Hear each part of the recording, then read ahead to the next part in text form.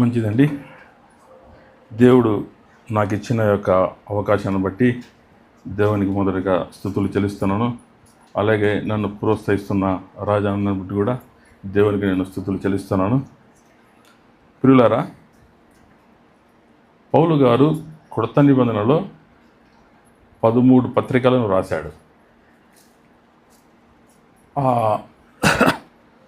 13 పత్రికల్లో కొన్ని సంఘాలకు రాశాడు, కొన్ని వ్యక్తిగతంగా కూడా కొన్ని రాశాడు. ఆ యొక్క పత్రికల్లో ఆ యొక్క ముఖ్యమైన పత్రిక ఒకటి ఉన్నది. చాలామందికి ఆ యొక్క పత్రిక ద్వారా ఒక సిద్ధాంతాలను ఏర్పరచుకున్నారు. మరి జాన్ కాల్విన్ అనే ఒక సిద్ధాంతకర్త అంటాడు, నాకు చాలా ప్రీతిపాత్రమైన పత్రిక అని అన్నాడు. అలాగే విలియం టిండేల్ అంటాడు, ఆ పత్రికను రాణి పత్రిక అని అన్నాడు.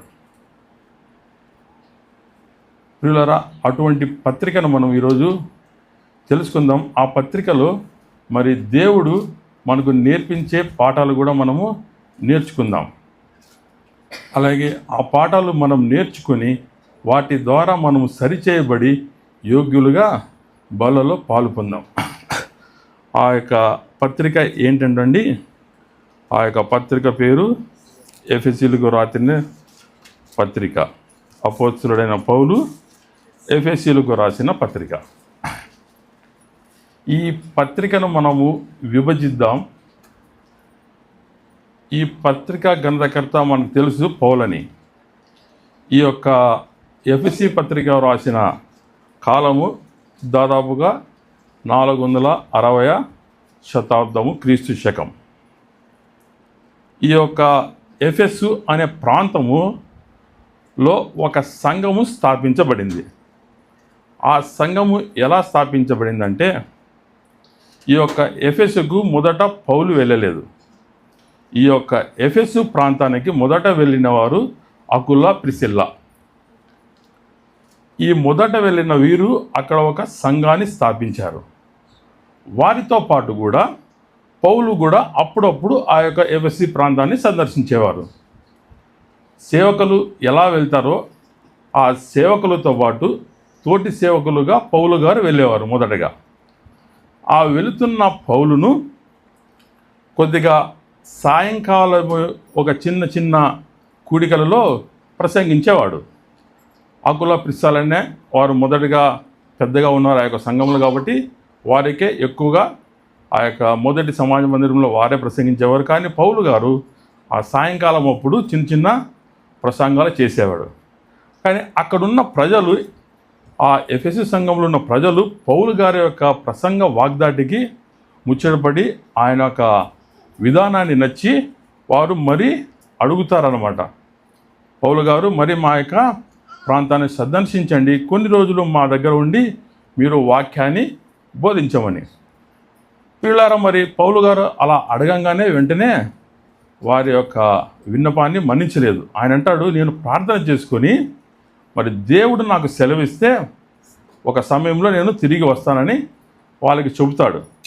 చెప్పిన తర్వాత ఆయన తిరిగి యెరూషలేముకి వెళ్తాడు. యెరూషలేముకి వెళ్ళిన తర్వాత ఆయన మరి యొక్క సువార్త దండయాత్రలో, మరి 3వ సువార్త దండయాత్రలో ఆయన ఆ యొక్క ఎఫెసీ పట్టణానికి వస్తాడు. ఆ యొక్క ఎఫెసీ పట్టణంలో ఆయన దాదాపుగా 3 సంవత్సరాలు ఆ యొక్క పట్టణంలో ఉండి సేవ చేస్తాడు. గంభీరమైన సేవ చేస్తాడు. ఆ సేవను గురించి మనం చూసినట్లయితే అపోస్తలుల కార్యములు 19వ అధ్యాయంలో ఉంటుంది. ఆ యొక్క అపోస్తలుల కార్యం 19వ అధ్యాయంలో ఆ యొక్క ఎఫెసీ పట్టణంలో ఉన్న ఆ యొక్క అర్తిమయి దేవి యొక్క ఆదాయాన్ని ఆయన కొల్లగొడతాడు.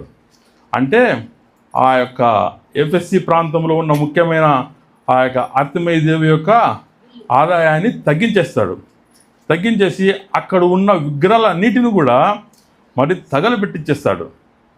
ఆ యొక్క విశ్వాసులకు అక్కడ ఉన్న ప్రాంతానికి సువార్త అంత గొప్పగా ఆయన వివరిస్తాడు. ఆ విశ్వాసులు అలా పనిచేసింది అన్నమాట.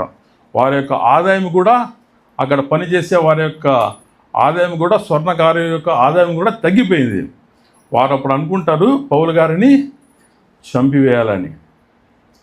పిల్లరా, అటువంటి ఆ యొక్క పట్టణానికి, మరి ఎఫెసులో ఉన్న సంఘానికి మరి పౌలు గారు ఒక ఉత్తరాన్ని రాస్తున్నాడు. అటువంటి సేవ చేసిన ఆ యొక్క సంఘానికి ఈయన మరి తిరిగి వచ్చినప్పుడు యెరూషలేములో ఈయనను బంధిస్తారు.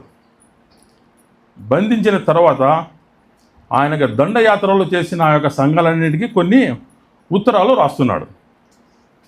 ఆ ఉత్తరాలని మనం ఏమంటున్నామండి? చెరపత్రికలు అంటున్నాం. ఆ యొక్క పత్రికలు ఏంటంటే 4 పత్రికలు. మొట్టమొదటిగా కొలెసీలకు, తర్వాత ఎఫెసీలకు, తర్వాత ఫిలిప్పీలకు, తర్వాత ఫిలెమోనుకు. ఈ యొక్క 4 పత్రికలను 4 మనుషుల ద్వారా ఆయన పంపిస్తున్నాడు.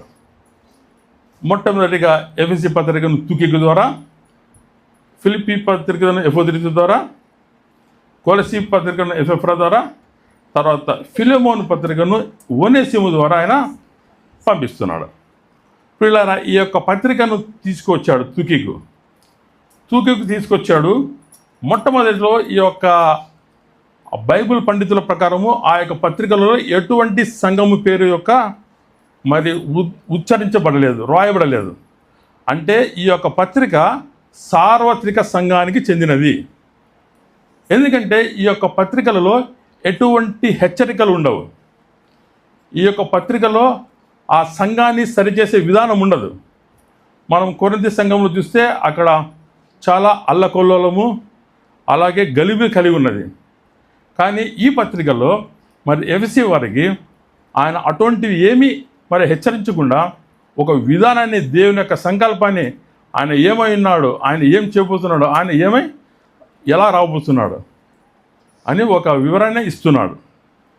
పిల్లలారా, ఈ యొక్క పత్రికలో మనం చూసినట్లయితే 6 అధ్యాయాలు ఉన్నాయి. ఎన్ని ఉన్నాయండి? 6 అధ్యాయాలు ఉన్నాయి. 155 వచనాలు ఉన్నాయి. ఈ యొక్క పత్రికలో 6 అధ్యాయాలు ఉన్నాయి, 155 వచనాలు ఉన్నాయి. మనము ఈ యొక్క పత్రికను మనం విభజన చేసినట్లయితే ఈ యొక్క పత్రికను మనము 2 భాగాలుగా విభజించవచ్చు. ఈ యొక్క 155 వచనాలని మనం 2 భాగాలుగా మనం విభజించవచ్చు 6 అధ్యాయాలని. మొట్టమొదటి 3 అధ్యాయాల్లో ఎన్ని వచనాలు ఉంటాయంటే 89 వచనాలు, 66 వచనాలు ఉన్నాయి. మొట్టమొదటి 3 అధ్యాయాల్లో 66 వచనాలు ఉన్నాయి. ఈ 66 వచనాలను ఏమంటామంటే సిద్ధాంతపరమైన వచనాలు, అంటే డాక్ట్రిన్ అనమాట. ఇది సిద్ధాంతం. తర్వాత 4, 5, 6 రెండవ భాగంలో 89 వచనాలు ఉన్నాయి. ఇది డ్యూటీ, మన కర్తవ్యము. ఆ సిద్ధాంతాన్ని మనం ఎలా చేయాలి, ఎలా నడవాలని 89 వచనాల్లో ఆ యొక్క సారాంశం ఉన్నది. అంటే ఆయన సిద్ధాంతంలో 66 వచనాలు ఉన్నాయి. మనం చేయాల్సిన పనినే ఎక్కువగా ఉన్నది, 89 వచనాల్లో ఉన్నది.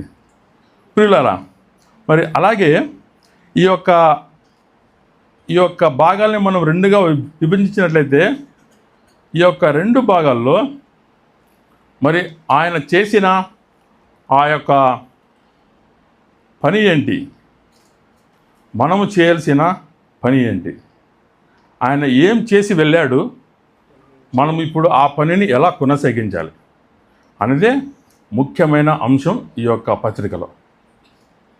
ఈ యొక్క పత్రికలో ముఖ్యమైన అంశం ఏంటంటే ఆయన ఏం చేశాడు, మనం ఏం చేయాలి. మరి వాటి లోతులో వెళ్ళకముందు ఒకసారి చిన్న ప్రార్థన చేసుకొని దాన్ని ధ్యానిద్దాం. మమ్మల్ని ఎంతో మిగిలిగా ప్రేమించిన మా ప్రియ పరలోక తండ్రి యేసయ్య, ఈ యొక్క దినాన్ని బట్టి మీకు వందనాలు ప్రభా. అవును తండ్రి, అల్పుడను అయోగ్యుడైన నన్ను ప్రభా నీ యొక్క విశ్వాసుల ఎదుట నిలబడి ప్రభా నాకు ఇచ్చిన ఈ యొక్క భాగ్యాన్ని బట్టి నీకు స్తుతులు స్తోత్రాలు చెల్లిస్తున్నాను ప్రభా. అవును తండ్రి, నీ యొక్క బూరగా నన్ను వాడుకోమని ప్రభా, నీ ప్రజలకు అర్థమయ్యే విధానంలో ప్రభా నాకు జ్ఞానాన్ని దయచేయమని ఈ కొద్ది వినపాన్ని యేసుక్రీస్తు నామములో అడిగి వేడుకుంటున్నాము తండ్రి, ఆమేన్. మంచిదండి, మనం అనుకున్నాం కదండి 2 భాగాలు ఉన్నాయని, 1 నుంచి 3 అధ్యాయాలు, తర్వాత 4 నుంచి 6 అధ్యాయాలు. ఫస్ట్ మనము వచనం వెంబడి వచనం వెళ్ళలేం, కానీ ఒక సారాంశముగా మొదటి అధ్యాయంలో ఏముంది సారాంశం, 2వ అధ్యాయంలో సారాంశం ఏమిటి, 3వ ఈ సారాంశముగా మనం వెళ్దాం.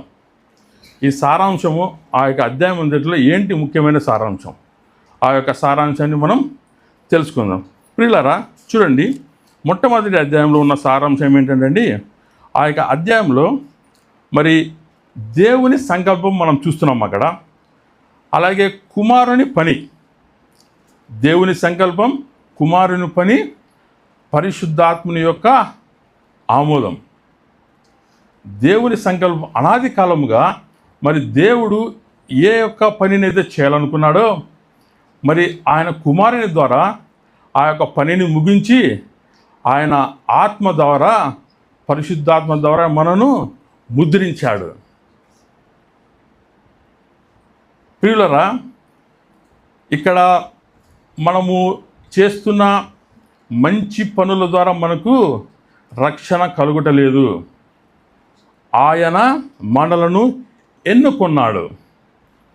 సహజంగా మనము ఈ లోకంలో యొక్క మతాలను మనం చూసినట్లయితే ఎవరిని ఫస్ట్ ఎన్నుకుంటారా, లేకపోతే నీతిమంతులుగా చేస్తారండి? ఈ లోకపరంగా నీతిమంతులనే ఎన్నుకుంటారు. ఈ లోక మతాలన్నీ కూడా నీతిమంతులనే ఎన్నుకుంటాయి, నీతిమంతునిగానే చేస్తాయి. కానీ మొట్టమొదటిగా దేవుడు తన సంకల్పాన్ని వెల్లడిపరిచాడు. అనీతిమంతుణ్ణి, పాపిని నీతిమంతునిగా తయారు చేయడం. ఆ యొక్క దేవుని సంకల్పము మనకి మొదటి అధ్యాయంలో వివరించబడింది. తర్వాత 2వ అధ్యాయము మనకి ఏం చూస్తుంది, ఇక్కడ ఒక గోడ ఉన్నది. ఈ యొక్క 2వ అధ్యాయంలో ఏముందండి, ఒక గోడ ఉన్నది. ఆ గోడ ఏంటంటే అన్యులకు, యూదులకు. ఈ అన్యులు, యూదులు వీరు ఇద్దరు కూడా ఎప్పుడూ కలవని వారు. ఈ కలవని వారిని ఆయన ఆ గోడను తీసివేసి ఏకము చేశాడు. ఇక్కడ ఆయన చేస్తున్న పని ఏంటంటే ఆయన ఏకము చేయడం. 2వ అధ్యాయం యొక్క సారాంశం. మరి ఈ సారాంశం విన్న తర్వాత మరి మనము వివరణలోకి వెళ్దాం. ఇది 2వ అధ్యాయం యొక్క సారాంశం. 3వ అధ్యాయంలో మనం సంఘంలో సభ్యులమై ఉన్నాం. ఆయన మనను మళ్ళీ మొదటి అధ్యాయంలో ఆయన మనల్ని రక్షించాడు. 2వ అధ్యాయంలో మరి ఆయన ఒక సంఘంగా చేశాడు. సంఘంలో ఇప్పుడు ఏమైనా మనము సభ్యులుగా ఉన్నాం. ఈ సభ్యులైన మనము ప్రతి ఒక్కరూ కూడా ఏంటండి ఒక సంబంధాన్ని కలిగి ఉండాలి. ఎలాగా మరి ఒక శిరస్సు ఉన్నాడో ఆ శిరస్సుకు మనం ఏమై ఉండాలి, కనెక్షన్ కలిగి ఉండాలి. ఆ శిరస్సే మనకు ప్రభువై ఉండాలి. అది మనం 3వ అధ్యాయంలో చూసుకుందాం. మరి 4వ అధ్యాయంలో ఏముంటుందండి, ఆ యొక్క ఈ 3 అధ్యాయాల్లో మనం ఏదైతే సిద్ధాంతపరంగా మనం చేశాడో 4వ అధ్యాయం వెళ్ళేటప్పటికీ అక్కడ ఏం చేస్తున్నాడంటే ఎలా నడుచుకోవాలి. ఈ 3 కార్యాలు అయిన తర్వాత మనం ఎలా నడవాలి, ఎలా జీవించాలి, ఒకరు ఎలా పురికొల్పుకోవాలి. అది 4వ అధ్యాయంలో సారాంశం. 5వ అధ్యాయంలో యేసుక్రీస్తులో వ్యక్తిగతమైన సంబంధం కలిగి ఉండాలి. ఒకరితో ఒకరు ఐక్యత కలిగి ఉండాలి. అలాగే యేసుక్రీస్తుతో ప్రతి ఒక్కరు కూడా ఇండివిజువల్గా ఒక వ్యక్తిగతమైన సంబంధం కలిగి ఉండాలి. 6వ అధ్యాయంలో ఒక కొత్త సమాజంలో ఏర్పరచబడిన మనం ఎలా ఉండాలండి, పోరాడే శక్తిని కలిగి ఉండాలి. మనమందరం కూడా ఒక వ్యక్తిగతంగా ఉన్నాం, తర్వాత సంఘంగా కూడిన మనము ఒక పోరాట శక్తిని మనము ఎదుర్కొనాలి. ఇది ఈ యొక్క సారాంశం. ఈ యొక్క 4 మాటల్ని ఎలా ఒక సమ్మప్ చేస్తే, క్రోడీకరిస్తే ఎలా ఉంటుందంటే, మొట్టమొదటి అధ్యాయం చూస్తే నూతన పౌరసత్వం, మనకు పాత పౌరసత్వం, పాత మనిషి వెళ్ళిపోయాడు. మనకేమొచ్చిందండి? మొట్టమొదటి అధ్యాయంలో నూతన పౌరసత్వం వచ్చినది. రెండవ అధ్యాయంలో నూతన గుంపు, మనము విశ్వాసముగా చేయబడ్డాం, నూతన గుంపుగా మనం చేయబడ్డాం. మూడవ అధ్యాయంలో నూతన ప్రమాణం. నాలుగవది నూతన పోరాటం. ఇది వీటి యొక్క సారాంశం. ప్రియులారా, మరి ఈ యొక్క సారాంశాన్ని ఇంకొద్దిగా వివరణలోకి వెళ్దాం. మొట్టమొదటి మనం ఏం చూసామండి? మొట్టమొదటి అధ్యాయంలో దేవుని సంకల్పం. వీటన్నిటినీ మనము క్రోడీకరిస్తే వీటిలో ఒక మర్మం ఉన్నది. ఇవన్నీ కూడా ఒక మర్మం ఉన్నది. కానీ ఆ మర్మము ఇప్పుడు ఏమైందండి? అది విశదీకరించబడింది, అది బయలుపరచబడింది. ఆ యొక్క మర్మము ఆ యొక్క అధ్యాయాలలో బయలుపరచబడింది. అందుకని ఆయన అంటాడు కొన్ని వచనాల్లో, ఈ మర్మము అని. ఆ యొక్క మర్మము మనము తెలుసుకుందాం. ఏంటి ఆ యొక్క మర్మాలు? ఈ యొక్క 6 అధ్యాయాలలో 6 మర్మాలు దాగి ఉన్నాయి. ఎన్ని ఉన్నాయండి? 6 అధ్యాయాల్లో 6 మర్మాలు ఉన్నాయి. ఈ యొక్క 6 మర్మాలలో మరి ఈ యొక్క 6 మర్మాలు మనకు ఎలా మనల్ని సరి చేస్తాయో మనం ఒకసారి చూసుకుందాం. మొట్టమొదటి అధ్యాయంలో ఉన్న మర్మం ఏంటో చూసుకుందామండి. మొట్టమొదటి అధ్యాయం మర్మం ఏంటంటే the mystery of God's will, దేవుని చిత్తం యొక్క మర్మం. ఆ యొక్క మర్మం ఏంటండి? యేసుక్రీస్తు శిరస్సుగా యూదులు ఉన్నారు, అన్యజనులు లేరు. కానీ ఇక్కడ ఆయన చేస్తున్న విధానం ఏంటంటే, ఆ యొక్క మర్మం ఏంటంటే, మరి ఈ యొక్క యూదులు ఎప్పుడు ఒక విషయాన్ని అనుకునేవారు, మరి ఆయనను మనం ఎలా ఏకం చేస్తాడు ఆయన? మేమేమో యూదులము, సున్నతి గలవారం, వారేమో అన్యులు, అసలు వారిలో మేము కలవం. అటువంటి వారిని ఆయన ఏ విధంగా ఏకం చేస్తాడు? ఆ యొక్క మర్మాన్ని ఆయన విశదీకరిస్తూ ఆయన ఏం చెప్తున్నాడంటండి, ఆ యొక్క మర్మం ఎక్కడ తీర్చబడింది? సిలువలో ఆయన కార్చిన రక్తము ద్వారా ఆ కృప చేత మనలను ఏర్పరచుకొని రక్షించాడు. ఇప్పుడు మనమేమయ్యామండి? ఆయనతో ఇప్పుడు వారితో సాంగత్యం చేస్తున్నాం, పాలివారయం. ఇప్పుడు ఆ మర్మం మరి విశదీకరించబడింది, బయలుపరచబడింది. ఇప్పుడు మనం ఏమై ఉన్నామండి? దేవుని చిత్తంలో మరి మనము ఏకమై ఉన్నాం. ఇప్పుడు యూదులని లేదు, అన్యులని లేదు, స్త్రీ అని లేదు, పురుషుడని లేదు, దాసుడని లేదు, యజమానుడని లేదు, స్వతంత్రుడని లేదు, బానిస అని లేదు. అందరూ కూడా ఇప్పుడు ఏం చేశామండి? ఆయన ఏకము చేశారు. మొట్టమొదటి మర్మము మొదటి అధ్యాయంలో విశదీకరించబడింది. రెండవ మర్మము రెండవ అధ్యాయంలో ఏంటంటే ద మిస్టరీ ఆఫ్ ప్రాసెస్, అంటే పద్ధతి యొక్క మర్మం. దేవుని కృపను బట్టి ఇక్కడ మనము మరి యూదులు మరి అన్యులు యేసుక్రీస్తు రక్తం ద్వారా రక్షింపబడ్డారు. రక్షింపబడిన మనము ఇక్కడ సెలవిస్తున్న మాట ఏంటంటే, ఈ యొక్క రెండవ అధ్యాయంలో మన గొప్పతనం ఏమీ లేదు, ఇది దేవుని వరమే. మనము విశ్వాసము చేత కృప ద్వారా రక్షింపబడ్డాం. చాలండి. మనలను ఎవరు ఎన్నుకుంటారండి? ఈ యొక్క లోకంలో మనకి ఏదైనా అర్హత ఉన్నదా? ఏదైనా మంచితనం ఉన్నదా మనలో? కానీ ఆయన దయా సంకల్పము చేత, అనాది కాల సంకల్పము చేత, జగత్తు పునాది వేయబడక ముందే, నీ తల్లి గర్భంలో మీరు రూపింపబడక ముందే ఆయన నిన్ను ఏర్పరచుకొని ఆయన దర్శనాన్ని నీకు కలిగించి రక్షించి ఒక వ్యక్తిగా నిన్ను ఒక సంఘములో చేర్చాడు. అది మర్మం. ఇప్పుడు ఆ మర్మాన్ని నువ్వు తెలుసుకున్నావా? నీ యొక్క స్థితిని మీరు తెలుసుకున్నారా? మనం తెలుసుకున్నామా? మనము ఆయనలో చేర్చబడ్డాం. మనకు ఎటువంటి అవకాశము లేదు ఆయన దగ్గరకు వెళ్ళడానికి కూడా. సమీపింపరాని తేజస్సులో ఉన్నాడు ఆయన.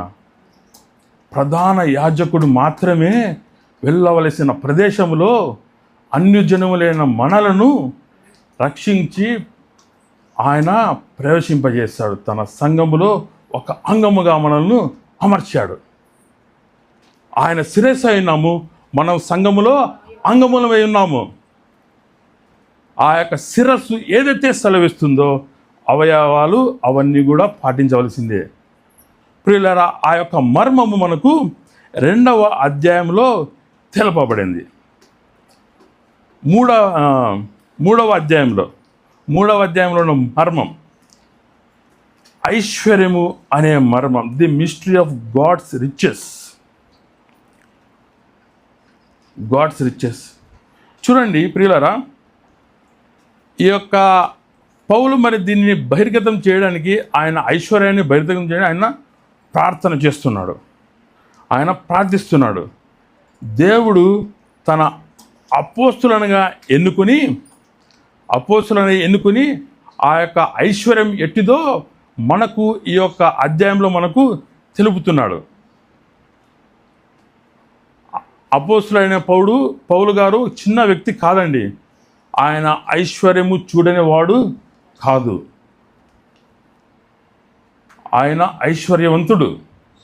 కానీ ఆయన యొక్క ఐశ్వర్యాన్ని ఎక్కడ చూస్తున్నాడంటే ఆ యొక్క ప్రార్థనలో, ఆ యొక్క దేవుల్లో ఆ మహిమేదైశ్వర్యంలో చూస్తున్నాడు ఆయన. ఆ యొక్క ఐశ్వర్యము మనకు విశదీకరించబడినది ఈ యొక్క అధ్యాయంలో. ఈ 3వ అధ్యాయంలో ఆయన యొక్క ఐశ్వర్యము విశదీకరించబడినది. ఆ ప్రేమను మనము ఆనందించాలి. ఆ ప్రేమను మనం ఆనందించాలి, ఆయనను స్తుతించాలి, ఆయనను ఆరాధించాలి. ఆయన ప్రార్థన ఇలాగే ఉన్నది. ఆయన స్తుతించాలి, ఆ ప్రేమలో ఆనందించాలి, ఆయనను ఆరాధించాలి. ఆ యొక్క మర్మము మనకు బయలుపరచబడింది. ఇక్కడ మనము ఈ యొక్క 3 అధ్యాయాలు ఒక భాగం అనుకున్నాం కదండి. ఈ యొక్క 3 అధ్యాయాలు ఒక భాగం. ఈ యొక్క భాగంలో మరి ఏర్పరచబడుట, రక్షింపబరచుట, స్థిరపరచబడ్డాం. ఇప్పుడు ఇవన్నీ ఆయన మనకేం చేశామని ఇప్పుడు ఒక నూతన సమాజంగా తీర్చబడ్డాం. ఇప్పుడు మనము ఒక న్యూ సొసైటీ, ఒక గుంపుగా తయారాం. ఈ గుంపుగా తయారైన మనము ఇప్పుడు ఏం చేయాలి? మొట్టమొదటి 3 అధ్యాయాలు మనం ఏం చేసుకున్నాం, ఆయన ఏం చేశాడని తెలుసుకుందాం. ఆ యొక్క మర్మాలు మనం వివరణ తెలుసుకున్నాం. ఇప్పుడు మనం ఏం చేయాలి చూసుకుందామండి. 4వ అధ్యాయంలో ఏంటి ఆ యొక్క మర్మం? The mystery of unity of body. క్రీస్తు శరీరంలో ఐక్యత అనే మర్మం. మనకు శిరస్సు ఉన్నాడు, మనము అవయవులై ఉన్నాం కదండి. ఈ అవయవాలన్నీ కూడా వేటి పని వాటిదే, కానీ శిరస్సు మాత్రం ఒకటే.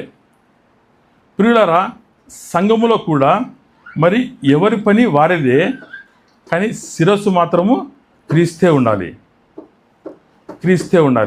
ఎప్పుడైతే ఒక విశ్వాసి శిరస్సును కలిగి ఉంటాడో, క్రీస్తుని యొక్క మనసును కలిగి ఉంటాడో, ఆ యొక్క సంఘములో తోటి వారి పట్ల కూడా ఆ యొక్క ప్రేమను వెల్లడిపరుస్తాడు. ఇది వర్టికల్ డైరెక్షన్ ఉంటుందండి, ఇది హారిజంటల్ డైరెక్షన్లో ఉంటుంది. ఎప్పుడైతే ఒక విశ్వాసి క్రీస్తుని ప్రేమను తెలుసుకుంటాడో, ఆ యొక్క శిలువ త్యాగాన్ని వాటన్నిటినీ నెమరు వేసుకుంటాడో, ఆ యొక్క ప్రేమను కనుగొంటాడో, ఆ యొక్క ప్రేమను మరి స్వీకరించిన ఈయన, ఆ శరీరములో అతకబడిన ఈయన ఈ లోకములో హారిజంటల్ పొజిషన్లో వాటిని వెల్లడిపరుస్తాడు. తన తోటి విశ్వాసులతో సమాధానకరంగా ఉంటాడు. ఆ యొక్క మర్మము 4వ అధ్యాయంలో వివరింపబడింది. అలాగే మరి ఈ యొక్క ఐక్యతను మరి మనం కలిగి ఉన్న మనము ఆ యొక్క ఐక్యతల నుంచి అలాగే ఉండాలా. ఆ ఐక్యత నుంచి మనం ఏం చేయాలండి? పరిపక్వతలోకి వెళ్ళాలి. మెచ్యూరిటీ, మనము పరిపక్వతలోకి వెళ్ళాలి. ఆయన ఈ యొక్క పత్రికను రాస్తున్న ముఖ్యమైన ఉద్దేశం అదే అండి. ఆత్మీయలో ఎదుగుదల. మనము ఈ యొక్క శారీరక ఎదుగుదల అంత మాత్రం కాదు, కానీ ఆత్మీయంగా కూడా మనము ఎదగాలి. ఆయనకు సమీపముగా వెళ్ళాలి. అలాగే ఆయన వ్యక్తిగతంగా మనకు కొన్ని వరాలు కూడా ఇక్కడ దయచేశాడు. ఈ యొక్క అధ్యాయంలో ఆ యొక్క బాడీ ఎలాగ మరి ఆ యొక్క శరీరంలో ఆ శిరస్సులో ఉన్నాయో, అలాగే ఆ శిరస్సు కూడా కొన్ని వరాలను దయచేశాడు అందరికీ. మనకు కూడా కొన్ని వరాలను ఇచ్చాడు దేవుడు. ఆ వరాలు అన్నిటిని కూడా మనము ఏకము చేసి దేవుని యొక్క పరిశుద్ధతకు, ఆయనలో పరిశుద్ధముగా జీవించేటకు మనం వాటిని ఉపయోగించుకోవాలి. ప్రియులారా, ఇది 4వ మిస్టరీ, యూనిటీ ఆఫ్ బాడీ. మనం చేయవలసింది, మనము ఐక్యత కలిగి ఉండాలి, మనము పరిపక్వతలోనికి వెళ్ళాలి. 5వ mystery, the mystery of unity in క్షమించండి, మ్యారేజ్. వివాహములో ఐక్యత మర్మము. వివాహములో ఐక్యత.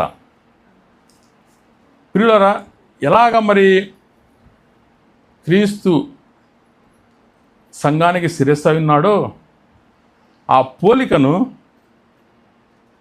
ఇక్కడ మనకు పోలుస్తూ ఉన్నాడు. భార్యాభర్తల విషయంలో ఆ యొక్క పోలికను పోలుస్తూ ఉన్నాడు.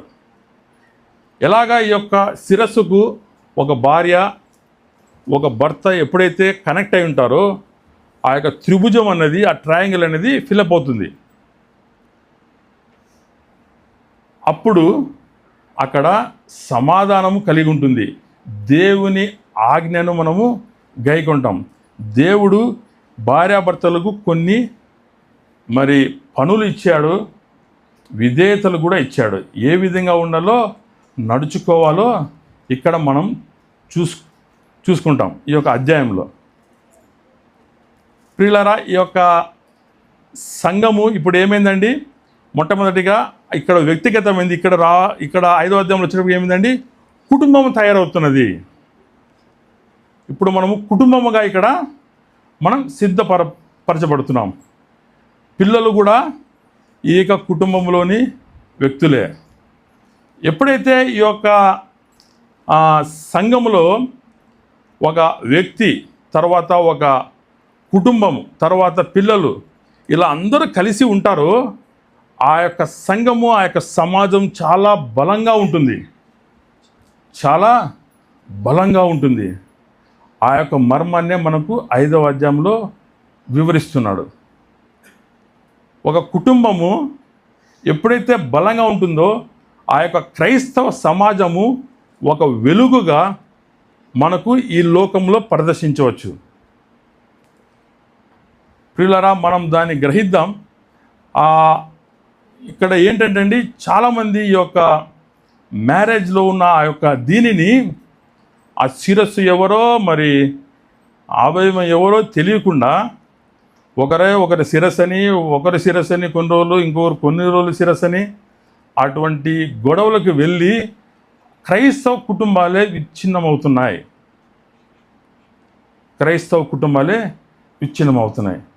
వాటి యొక్క మర్మము మనకి ఇక్కడ తెలపబడింది. ఏ వ్యక్తి ఏం చేయాలి, భార్య ఏం చేయాలి, భర్త ఏం చేయాలి, పిల్లలు ఏం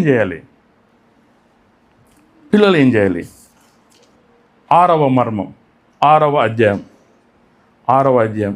6వ అధ్యాయంలో ఏముంటుందండి? The mystery of spiritual warfare. Mystery of spiritual warfare అంటే ఆత్మీయమైన పోరాటమైన మర్మం అది. మనము ఇప్పుడు రక్షింపబడ్డాం, సంఘంలో చేర్చబడ్డాం, ఒక కుటుంబం ఉన్నది మనకి, మనమందరం కలిసి ఉన్నాం. ఇప్పుడు మనకు ఒక పోరాటం కూడా ఉన్నది, ఒక యుద్ధం కూడా ఉన్నది. పోరాటం అంటే, యుద్ధం అంటే మరి అలాగే వెళ్ళిపోతామండి. యుద్ధానికి కొన్ని ఏం కావాలి?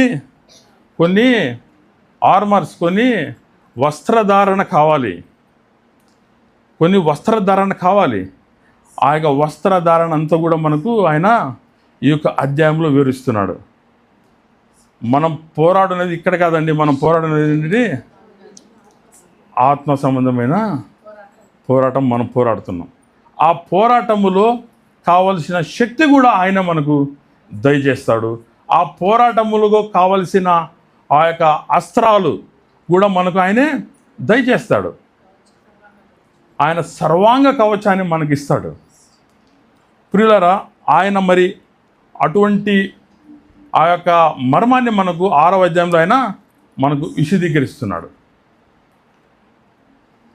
ఈ యొక్క 6 అధ్యాయాల యొక్క మర్మాలన్నిటిని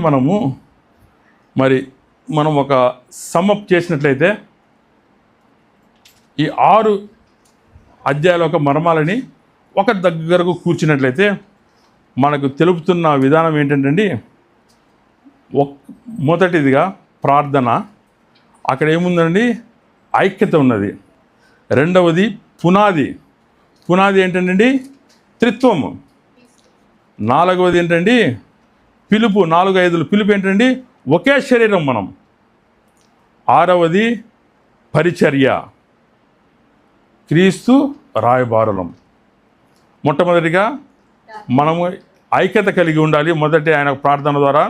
రెండవది పునాది ఏంటంటే మనది త్రిత్వము. 3వది మన యొక్క పిలుపు, ఒకే శరీరం అయి ఉన్నాం. 6వది మన యొక్క పరిచర్య, మనము క్రీస్తు రాయబారులం. ప్రతి ఒక్క విశ్వాసి ఒక రాయబారే, ఒక సైనికుడే. ఎవరు కూడా దీనిలో మినహాయింపు లేదు. ప్రతి ఒక్కరు కూడా తమ పోరాటాన్ని పోరాడవలసిందే. తన శిలువను ఎత్తుకొని తన యొక్క ప్రయాణాన్ని కొనసాగించవలసిందే. ఎటువంటి మినహాయింపు లేదు.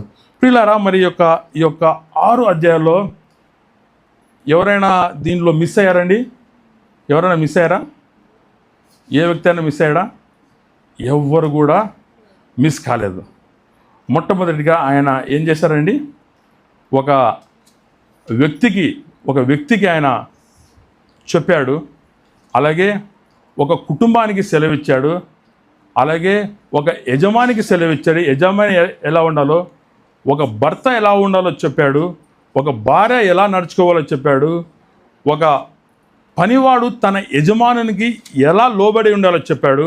అలాగే ఒక యజమానుడు తన పనివారిని ఎలా చూసుకోవాలో చెప్పాడు. అలాగే ఒక అధికారి ఎలాంటి బాధ్యతలను కలిగి ఉండాలో కూడా ఆయన సెలవిచ్చాడు. ఏ ఒక్కరిని కూడా ఇందులో వదిలిపెట్టలేదు. ఈ యొక్క పత్రికలో ఆయన అందరినీ కూడా కవర్ చేశాడు పౌలు గారు. ఈ యొక్క పత్రికను మనం తెలుసుకున్నాం కదండి. ఈ యొక్క పత్రిక ద్వారా మరి మన యొక్క స్థితి ఎక్కడ ఉన్నది? మన యొక్క స్థితి ఎక్కడ ఉన్నది? మనం ఎక్కడ ఉన్నాం? మన యొక్క స్థితి, మనకు పిల్లలు ఈ యొక్క పత్రికను చదవాల్సిందే. వారు ఎలా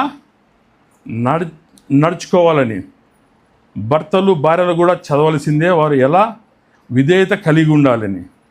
అలాగే యజమానులు చదవాల్సిందే, వారి యొక్క పని వారిని ఎలా చూసుకోవాలని. అలాగే దాసులు కూడా చదవాల్సిందే, వారి యొక్క యజమానిని ఎలా లోబడి ఉండాలని. అలాగే అధికారులు కూడా చదవలసిందే ఈ యొక్క పత్రికను. వారి యొక్క బాధ్యతలు ఎలా సక్రమంగా నెరవేర్చాలని. ప్రియుల, ఇటువంటి శ్రేష్టమైన పత్రికను మనం ఈరోజు వివరంగా తెలుసుకుందాం. మన యొక్క స్థానాన్ని ఎక్కడైనా తప్పామేమో, మరి ఆయన బల్ల ఎద్దుకు మనం ఇప్పుడు కూడి ఉన్నాం. ఆయన బల్ల ఎదుట యోగ్యులుగా మనం ఒకసారి పరీక్షించుకొని నన్ను జ్ఞాపకము చేసుకొనుటకై దీనిని చేయుడి. ఆయన సెలవిచ్చిన విధంగా ఆయనను జ్ఞాపకం చేసుకుంటూ మరి యోగ్యులుగా బలలో పాల్గొందాం. దేవుడు నాకు ఇచ్చిన యొక్క అవకాశాన్ని బట్టి దేవునికి స్తుతులు స్తోత్రాలు చెల్లిస్తున్నాం. ఆమేన్. హల్లెలూయా, హల్లెలూయా.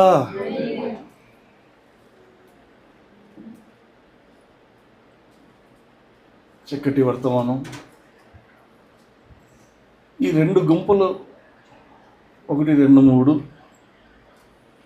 ఒక పార్ట్ 4, 5, 6. ఈరోజు 1, 2, 3 చెప్పి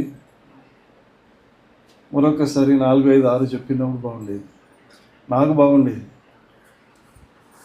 ఎనీవే, ద మిస్టరీ, మర్మముల గురించి చాలా చక్కగా వివరించావు ప్రదీప్. దేవునికి మహిమ కలుగును గాక. ఆమేన్. ప్రతి ఒక్కరూ ఏదో ఒకటి చెప్పిన తర్వాత ఏదో మాట్లాడేవాడిని. ఈరోజు ఏం మాట్లాడాలో నాకు అర్థం కావడం. మర్మం ఏంటో తెలుసా? ఆయన శిరస్సు, అంతే. ఆయన శిరస్సు, యజమానుడు, మనం దాసులము, అన్యులము. మనం అన్యులుగా ఉంటున్న పరిస్థితుల్లో ఏం లేదు. ఇది నథింగ్ బట్ మంచి సమరయుడు గతనే. రోడ్డున పడి ఉన్నాం, ఎవరు మనల్ని చేర్చుకోలేదు. ఆ యూదుడు, మంచి సమరయుడు, వచ్చి సాంగత్యం చేశాడు. ఒక పూట కూలి ఇంటి వానికి చేర్చాడు. పరిశుద్ధాత్మ ద్వారా మనల్ని కొన్ని వరాలు ఇచ్చిన్నాడు. రిచెస్, ద ప్రాసెస్ అయింది. తర్వాత రిచెస్ 2 దినారాలు ఇచ్చినాడు. The unity of the body. Okay, మనం ఏంటో తెలియజేసినాడు పరిశుద్ధాత్మ ద్వారా. మనం ఏ విధంగా వెలపెట్టి కొనబడి ఉన్నామనేది తెలియజేసి ఉంటున్నాడు. ఈ యొక్క అవయవాలు ఎన్ని ఉన్నాయో సంఘానికి తీసుకుని వచ్చినాడు. ఈ యొక్క శరీరానికి శిరస్సు ఎంత ముఖ్యమో, ఒక భార్యకు పురుషుడు శిరస్సు అని, మరి ఒక పురుషుడిని, స్త్రీని, పిల్లల్ని అంతా కలిపి ఒక కుటుంబం అని, ఆ కుటుంబమే ఒక సంఘం అని, ఆ సంఘానికి ఆయన శిరస్సు అని, ఇన్ని మర్మాలు ఉంటున్నాయి. దీనిని ఒక్కొక్క మర్మం ఒక్కొక్క వారం చెప్పుకుంటూ పోవచ్చు. ఏం ప్రదీప్? ట్రై చేయి. ఓకే, లాస్ట్లో నేను మంచి పోరాటము పోరాడి తిని, నా పరుగు కడముట్టించి తిని. జీవితము ఎన్ని ఉన్నా జీవితం ఒక పోరాటం, ఇది ఒక పరుగు. హల్లెలూయా. నిన్నటి దినాన్న లాంటిది కాదు ఈరోజు. నిన్నటి దినాన్ని నుంచి ఈ రోజుకి ఒక ప్రయాణం, ఒక పరుగు. ఈ పరుగు నేను ఏ విధంగా పరిగెత్తినాను, ఏ విధంగా నిన్నటి దినాన్ని నుంచి ఈ దినానికి నేను వచ్చి ఉన్నాను. నిన్నటి దినాన్ని నుంచి నేను ఈ రోజుకి వచ్చిన్నానంటే కేవలం ఆ యూదుడు నన్ను ఐక్యపరిచాడు, ఏకము చేశాడు. నన్ను ఆయనతో పాటు నన్ను చేర్చుకున్నాడు. కాబట్టి చేర్చుకున్న మనల్ని ఈ పోరాటములో నేను మంచి పోరాటము పోరాడి తిని, నా పరుగు కడముట్టించి తిని. మనం ఏ విధంగా ముట్టించాలి అనేదే జీవితం. నా విశ్వాసము ఎక్కడ కాపాడుకున్నాడు? ఆయన పరుగులో, పోరాటంలో విశ్వాసాలని కాపాడుకున్నాడు. ఆ శిరస్సుకు లోబడి ఉన్నాడు. హల్లెలూయా. ఆ శిరస్సుకు లోబడుతూ ఈ యొక్క శరీరం ఆ శిరస్సుకు లోబడి ఈ యొక్క ప్రయాణము, పోరాటములో విశ్వాసాన్ని కాపాడుకుని తన పరుగుని కడముట్టించి ఉంటున్నాడు. హల్లెలూయా. ఈ పత్రిక కూడా పౌలు గారు రాసినది, తిమోతికి హెచ్చరిస్తూ రాసినది. హల్లెలూయా. అన్నట్టుగా ఈ యొక్క పోరాటమును మనం కొనసాగించబడడానికి మన బలమైతే సరిపోదు. హల్లెలూయా. ఆయన మనల్ని ఎత్తుకుంటే తప్ప మనం పోరాడలేము. కాబట్టి ఆయన బలము కొరకు మనం ఏమి చేయాలి? ఆయనను జ్ఞాపకము చేసుకోవాలి. నన్ను జ్ఞాపకము చేసుకున్నట్టుకై దీనిని చేయడని చెప్పాను. ప్రార్థన.